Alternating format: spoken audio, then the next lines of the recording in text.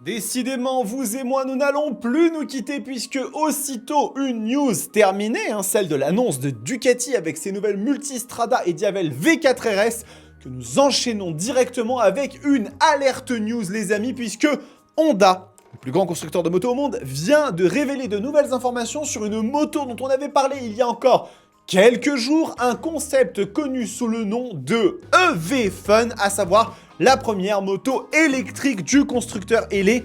Et bien aujourd'hui, nous avons beaucoup plus d'informations sur cette machine puisque nous connaissons son nom, ses performances, ses caractéristiques et même son prix. On va en parler, mais est-ce que le futur de Honda et des constructeurs au niveau mondial serait en partie électrique? On va essayer d'y répondre.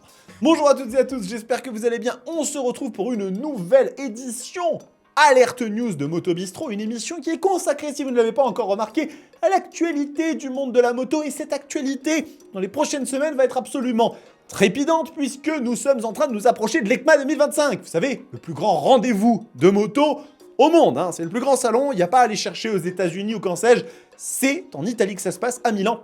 Et comme d'habitude, vous le savez, je vais vous couvrir ce salon de long en large, en travers, en diagonale. Ça va être incroyable, mais en attendant, il y a beaucoup de choses à discuter, puisque, en effet, comme je vous le disais, nous avons cette machine, cette EV Fun, dont on avait parlé il y a quelques jours, qui avait révélé quelques spécificités supplémentaires. Cette vidéo directement, où on avait quelques détails, quelques coulisses du développement de la machine, j'avais insisté sur le fait que cette moto ne semblait pas nécessairement être une petite moto, notamment au niveau de sa monte de pneus qui était du 180 avec des Diablo Rosso, qui sont quand même des pneus qu'on utilise en règle générale quand on a une machine assez performante, assez puissante.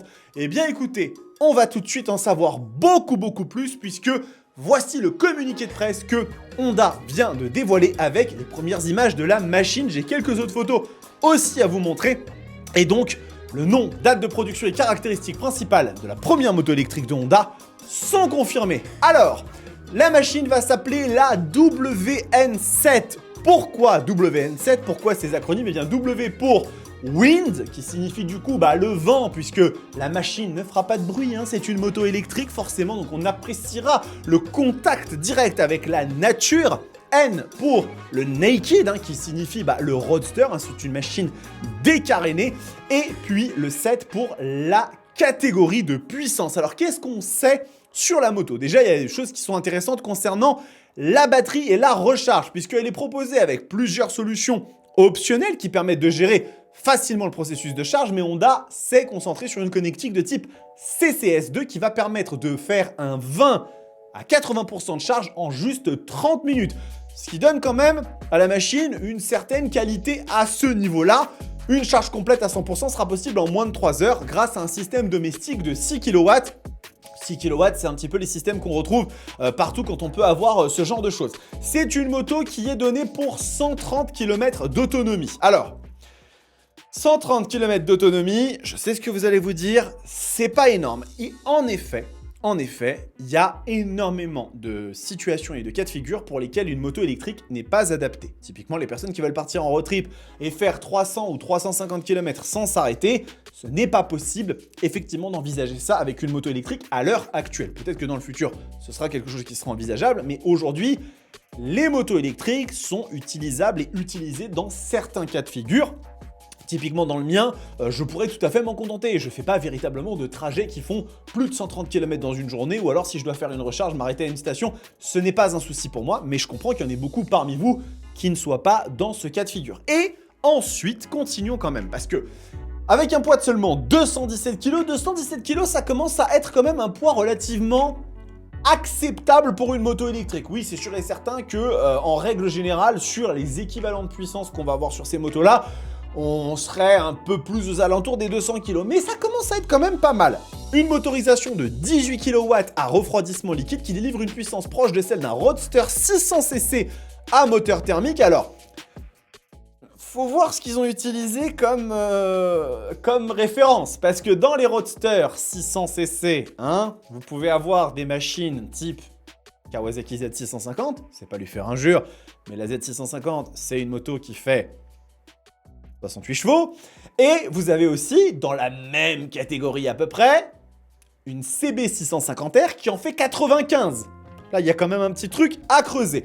Et ensuite, on a une valeur de couple de 100 Nm. Alors là, par contre, on se fait vraiment plaisir. Raison aussi pour laquelle on avait sur cette moto des pneus de type Diablo Rosso et du Pirelli, parce que forcément, il faut que ça accroche.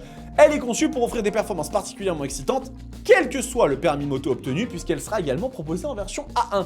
Intéressant, la machine sera déclinée dans plusieurs types de puissance. Voilà, dans le même temps, longue histoire, expertise d'Honda dans le domaine de la moto, 500 millions d'unités produites depuis 1948.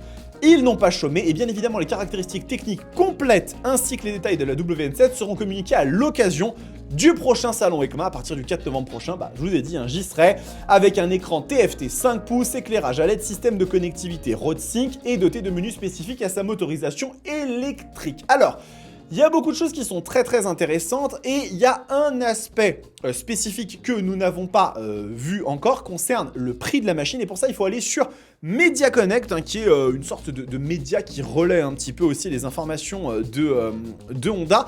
Et regardez, en fait, on va avoir ici le tarif, la WN7 dans ses versions 11 et 18 kW sera accessible à partir de 14 999 €. Bon. Là, c'est un peu plus chafouin.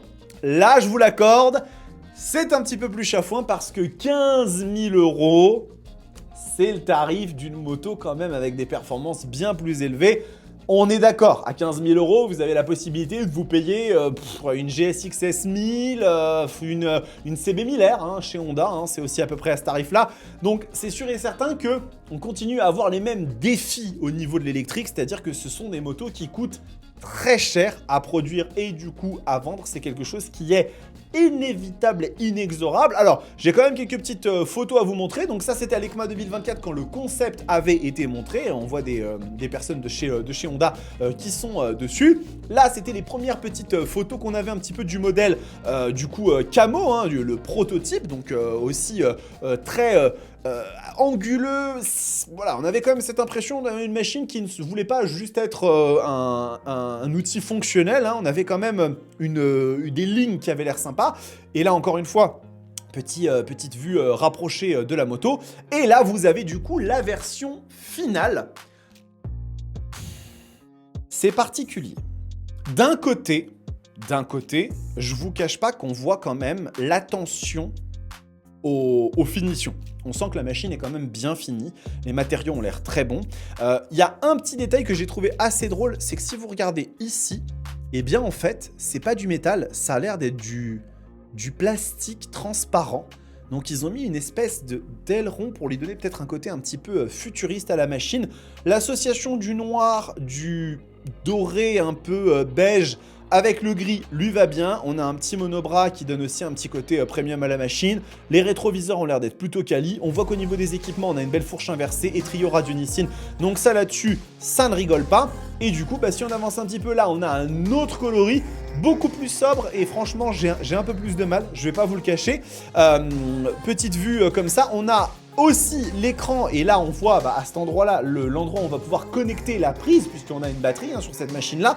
On peut voir que les Komodo reprennent un petit peu les codes de chez Honda, avec ici la petite croix directionnelle qu'on retrouve chez certains modèles. Alors, si je regarde, je vois que, je peux agrandir, ici on a un 7, ici on a le mode, bien sûr, là on a un R-, donc je ne sais pas à quoi ça va servir. Est-ce que ça va peut-être faire une marche arrière, puisque c'est quelque chose d'assez facile à mettre en place sur les motos électriques. Ça pourrait être intéressant, ce serait la première machine en dehors de la Goldwing à le posséder. Régulateur de vitesse, ici on a les petits warnings, et vous retrouvez l'écran finalement de la Hornet 750, c'est le même, mais avec du coup des affichages qui sont spécifiques à la version électrique. Là vous la voyez de l'autre côté. D'un côté, ils ne se cachent pas que c'est une moto électrique. Ils n'ont pas cherché à recouvrir la batterie avec des caches pour donner cette illusion de roadster un petit peu caréné thermique. C'est tout à leur honneur. De l'autre côté, j'avoue qu'effectivement, c'est pas le truc le plus élégant du monde. Il y a quand même un truc qui me gêne un peu sur la machine.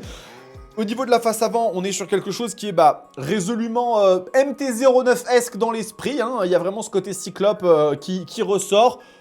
Je dirais pas que c'est le truc le plus horrible du monde, mais c'est pas forcément le plus esthétique. Ils ont assumé le parti pris d'avoir une machine très futuriste dans l'esprit. Et donc voilà, ici on retrouve un petit peu un autre affichage de l'écran, hein, avec une autre vue donc sur la moto. Donc je pense qu'effectivement cette machine risque d'être dotée d'une marche arrière, hein. Il y a de fortes chances pour que ce soit le cas. Voilà, de côté encore une fois, l'association des couleurs je la trouve plutôt jolie. Le rappel ici sur l'espèce de d'aileron, hein, comme ça en doré, moi je trouve ça plutôt réussi.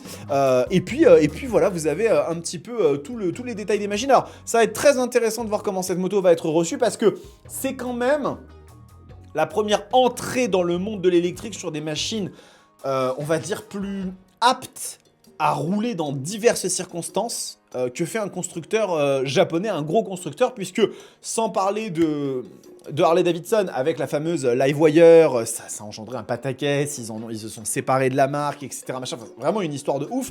Au-delà de ça, la seule vraie tentative dans l'électrique qu'on avait eu jusque-là, c'était Kawasaki avec sa Ninja E1 et sa Z1, et ces machines-là, ce sont des motos qui ne sont pas du tout prévues pour un usage sur la route ouverte. C'est plutôt des machines pour le commute, pour la ville, qui ont un côté très sympa avec des batteries amovibles, donc ça veut dire qu'on n'a pas forcément besoin d'avoir une installation électrique chez soi pour les recharger, on peut le faire chez soi, donc c'est plutôt très chouette comme idée, mais c'est vraiment du commute, de l'urbain, alors que avec cette moto, hein, avec cette WN7, Honda affiche clairement des velléités d'aller marcher sur les plates-bandes d'acteurs comme Zero Motorcycle, Energica, Verge Motorcycle. Donc on est sur une nouvelle ère quand même qui commence pour Honda, et très probablement, je vous le dis pour les autres constructeurs, si Honda met des billes dans l'électrique, c'est que les autres vont commencer à suivre et essayer un peu de faire leur sauce. D'ailleurs, n'oubliez pas que Ducati, ils sont fournisseurs d'une machine en championnat Moto E, hein, moto électrique, la V21L, sur laquelle quand même des bruits de couloir qui disent que la moto est déjà prête à faire beaucoup de trucs, hein, et qu'une commercialisation pourrait se faire. Ils se sont fendus d'un petit communiqué de presse dont je vous ferai une vidéo probablement dans quelques temps pour vous en reparler en disant qu'ils ne sont pas prêts. Mais voilà, il faut quand même garder du coin de l'œil Ducati parce qu'ils ont bien avancé sur le sujet.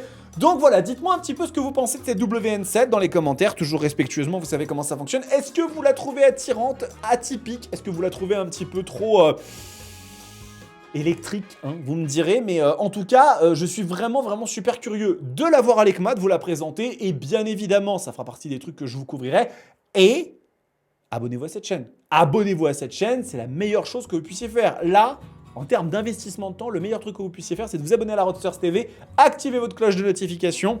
Pourquoi? Parce que vous allez avoir des vidéos qui vont tomber quasiment tous les jours. Là, on est parti, c'est bon.